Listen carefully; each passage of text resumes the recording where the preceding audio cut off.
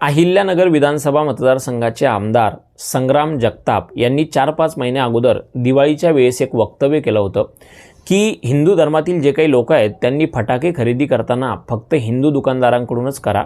म्हणजे सांगायचं तात्पर्य हेच होतं की मुस्लिम दुकानदारांकडून फटाके खरेदी करू नका, जेणेकरून त्याचा जो काही नफा असेल तो हिंदू लोकांनाच मिळेल। आणि आता 4-5 महिन्यांनी नुकतंच काल की परवा यांनी परत एक वक्तव्य केलं की आपल्या मुलांना ज्या रिक्षामध्ये किंवा व्हॅनमध्ये तुम्ही शाळेत पाठवता त्या व्हॅनचा ड्रायव्हर हा हिंदूच आहे याची खात्री करा। म्हणजे मुस्लिम ड्रायव्हर असेल तर त्या रिक्षामध्ये किंवा व्हॅनमध्ये तुमच्या मुलांना पाठवू नका। खरं तर खूप वाईट वाटतं एका संवैधानिक पदावर बसलेला व्यक्ती अशा प्रकारचं बेताल वक्तव्य करतो। खरं तर आपल्या धर्माचा स्वाभिमान असावा का तर 100% असावा। मीही हिंदू आहे, त्या गोष्टीचा मला अभिमान आहे, स्वाभिमान आहे, प्रत्येकाला असावा। पण एका संवैधानिक पदावर बसलेल्या व्यक्तीची ही नैतिक जबाबदारी आहे की त्यानं त्याच्या मतदारसंघातील प्रत्येक जाती धर्माच्या व्यक्तीचा विकास करावा। अशा प्रकारचे बेताल वक्तव्य केल्यापेक्षा आपल्या मतदारसंघाचे जे काही प्रश्न आहेत ते मुंबईत जाऊन विधानसभेत मांडावे, जेणेकरून आपल्या मतदारसंघातील प्रत्येक माणसाला चांगलं आयुष्य जगता यावं। पण दुर्दैव आहे आजकालचे आमदार थोड्याफार प्रसिद्धीसाठी आणि थोड्याफार समोर बसलेल्या लोकांच्या टाळ्यासाठी अशा प्रकारची बेताल वक्तव्य करतात, ज्यामुळे कुठंतरी एक जातीय तेढ निर्माण होते।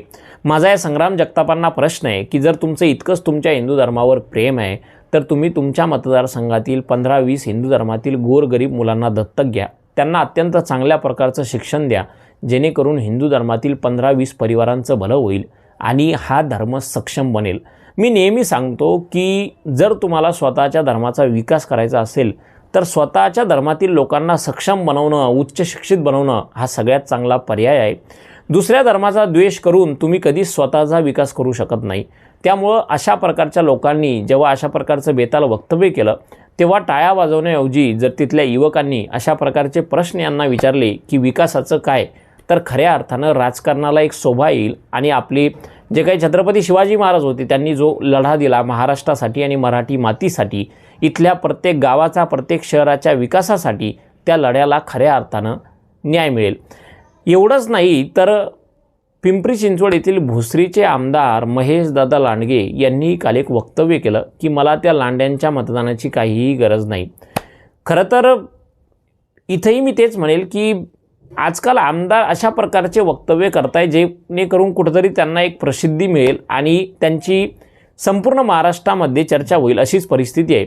आणि हे जे काही बेताल वक्तव्य येत आहे हे कशामुळे येत आहे की नितेश राणे साहेब ज्यांनी मागच्या काही वर्षात हिंदुत्वाचं जे काही राजकारण आहे ते स्वतःच्या हातात घेतलं आणि त्यामुळं आज ते महाराष्ट्रामध्ये मंत्री आहेत।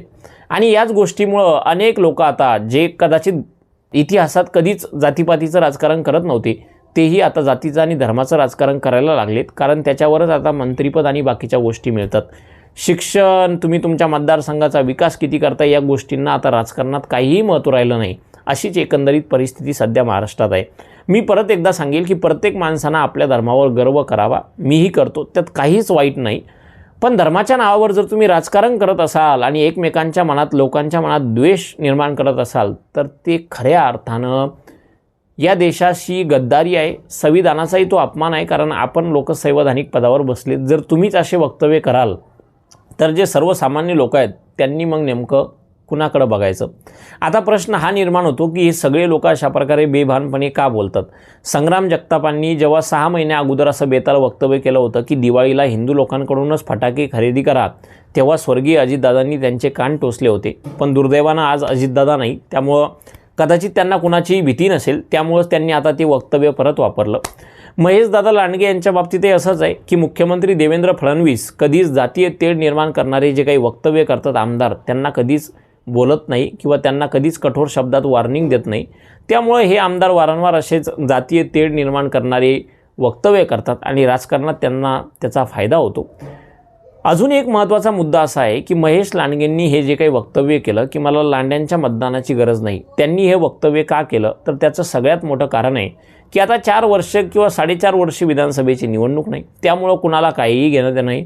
कारण आमदारांना मतदान घेण्यासाठी फक्त शेवटच्या 1 वर्षात निवडणुकीची तयारी करावी लागते।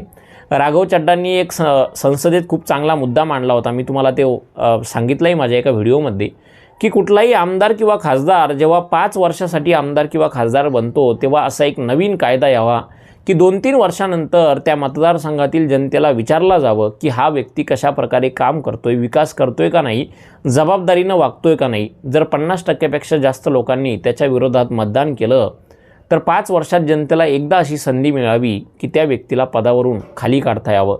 तरच ही लोक जबाबदारीनं काम करतील. नाहीतर अशाच प्रकारे जातीय धार्मिक काहीतरी वक्तव्य करायचे, लोकांच्या टाळ्या ऐकायच्या आणि स्वतःला प्रसिद्धी मिळवायची आणि त्याच्याच नावावर मंत्रिपद घ्यायचं, असंच सगळं चाललेलं आहे. विकासाची कोणाचा काहीही संबंध नाही.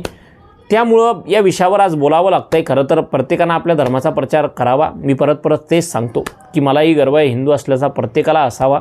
पण कोणाचा द्वेष करून तुम्ही कधीच मोठे होऊ शकत नाही. जर तुम्हाला हिंदू धर्मावर प्रेम आहे तर प्रत्येक आमदारानं, खासदारानं आपला हिंदू धर्म जास्त सक्षम कसा बनेल याकडे जास्त लक्ष दिलं तर कदाचित येणारे दिवस या धर्मासाठी आणि या देशासाठी चांगले असतील.